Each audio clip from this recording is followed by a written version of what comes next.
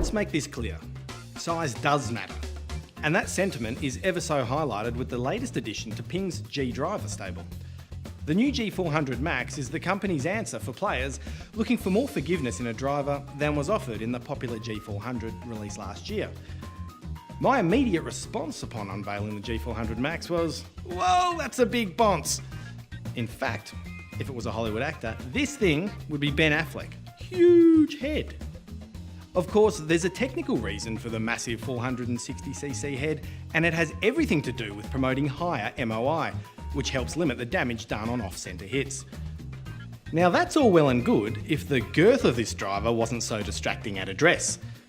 Whereas the G400's 445cc head looks more compact than it actually is, the reverse is certainly true with the more rounded G400 Max.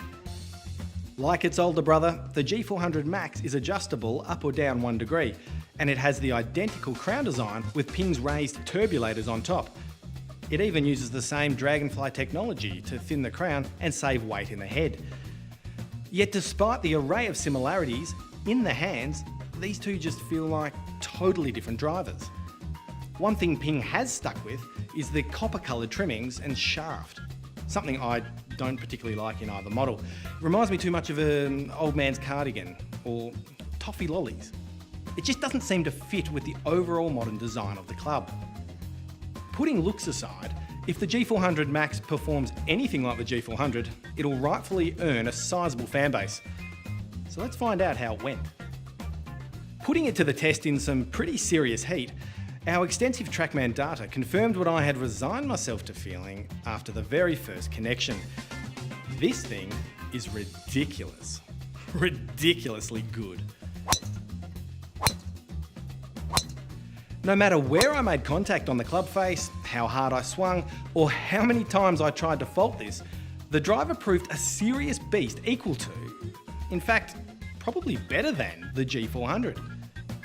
It was consistently longer, had considerably less spin, and mishits, of which there were many, showed more tolerance than Gandhi ever did. This is one book I should not have judged by its cover. But would I put one in my bag?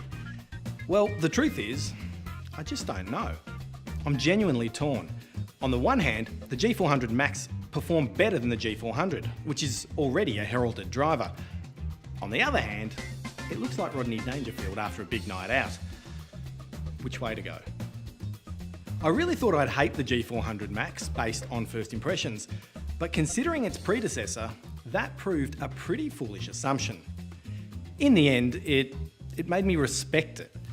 Perhaps having such a big head ain't that big a deal after all.